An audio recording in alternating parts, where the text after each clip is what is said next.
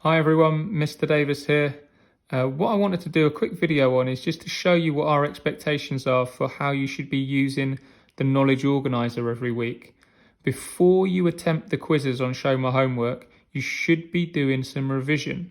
And the revision is all about the information that's in the Knowledge Organiser. So if you read through the homework task on Show My Homework, you'll see that attached to that homework is some guidance about the Knowledge Organiser. Now, I've got it on the screen here, so I'm going to read it through carefully before I then go and do the work. Now, the first thing I just want to draw your attention to is that the information is split into sections. So each section shows you the parts of the Knowledge Organiser that you should be focusing on in each little bit of your work. And you don't move on until you're confident about all of the knowledge in each section. So as you can see, the first section in year 8 is 8.1 to 8.11. So those are the bits that I'm going to focus on in my first bit of work. And I'm going to put that down next to my title on my bit of paper here. Okay, so I'm going to read through all of those instructions. It says spend 5 minutes reading through the information, read it through slowly and saying things out loud. And then after about 5 minutes, I'm going to test myself by covering up the answers, writing down my responses, reviewing the work, and then making a note of the bits of the work that I maybe struggle with, so then I know what to go back to next time. So let me give you a quick idea of what this should do. So you've obviously got the paper copies. I haven't got a paper copy myself, so I'm just going to use the version which is attached onto Show My Homework. Now, as you can see, this is the year 8 version, and it's 8.1 to 8.11 that I'm going to be looking at. So what I want to do initially, before I cover anything up, I want to read through that information. So for example, and it's good to say it out loud, 8.1, identify the 6 functions of the skeletal system: shape, support, movement, mineral storage, protection, and production of red blood cells. And I'll say it again: shape, support, movement, mineral storage, protection, production of red blood cells. I then might go on to the next one. Muscles work in pairs. Identify the name of the muscle which works during movement. That's the agonist. The agonist. Muscles work in pairs. Identify the name of the muscle which works during movement. That is the agonist. And I would continue to read through all that information for, at least 5 minutes to try and familiarize myself with it. I would then cover up the answers, so it's like a test. My first question is 8.1, so I'm going to write 8.1 down, read through the question. Identify the 6 functions of the skeletal system. All right, what can I remember? I know there was one beginning with S, so I'm going to go shape. I'm going to go support. Then I'm thinking there was a couple beginning with M, so I'm going to go movement. I'm going to go with muscle development. Writing all of these down. Then there was a couple beginning with P. I think one was protection. And one was production of white blood cells.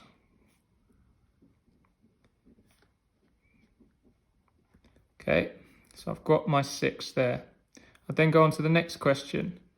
Which muscles work in pairs? Muscles work in pairs. Identify the name of the muscle which works during movement. So I'm going to write down 8.2, the muscle which works during movement. I think that's the agonist. And then the next one, 8.3, write the number down. Muscles work in pairs. Identify the name of the muscle, which relaxes. Oh dear, hold on a minute. Here we go. Which relaxes during movement. So I'm going to call that one the antagonist. And finally, just for the video, 8.4, Identify the agonist and antagonist when preparing to kick a football. So for instance, bending the leg. So I think the agonist is the quadriceps and the antagonist are the hamstrings. And I would continue all the way through to 8.11 because that's the numbers that I'm looking at, 8.1 to 8.11. Once I've done that, put my pen down and get my purple pen. And I'm going to go through the answers. So the 6 functions of the skeletal system. Shape, yeah, tick it off. Support, yes. Movement, yes.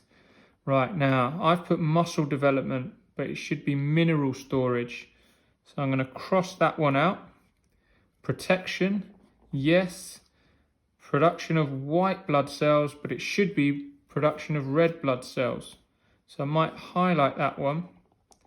I'm going to cross it and I'm going to write red blood cells underneath, and this one up here that I got wrong, where I've said muscle development, and it should be mineral storage. So I'm also going to write that one down.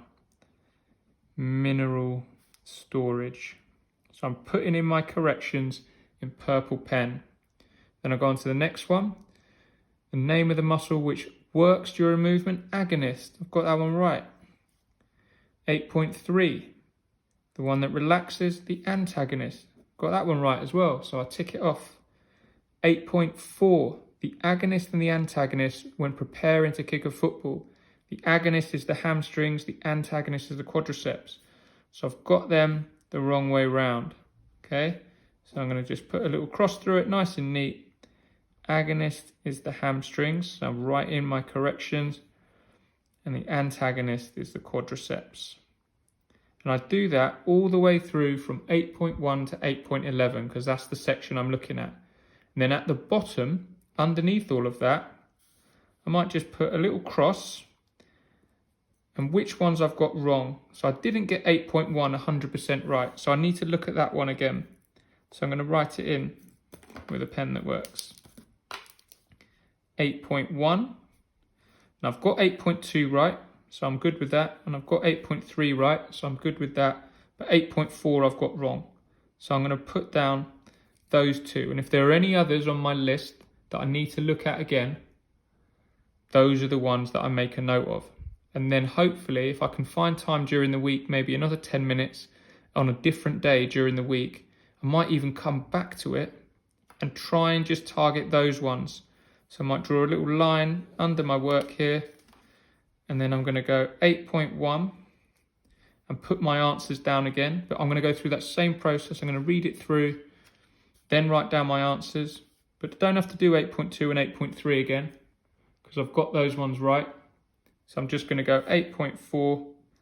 I'm going to write my answer there, and hopefully I'll have corrected my errors. And once I'm happy with all of that information, I can then move on to the next section. The crucial thing is that before you do the quiz, you should do the revision. You wouldn't go into an exam and then do the revision afterwards.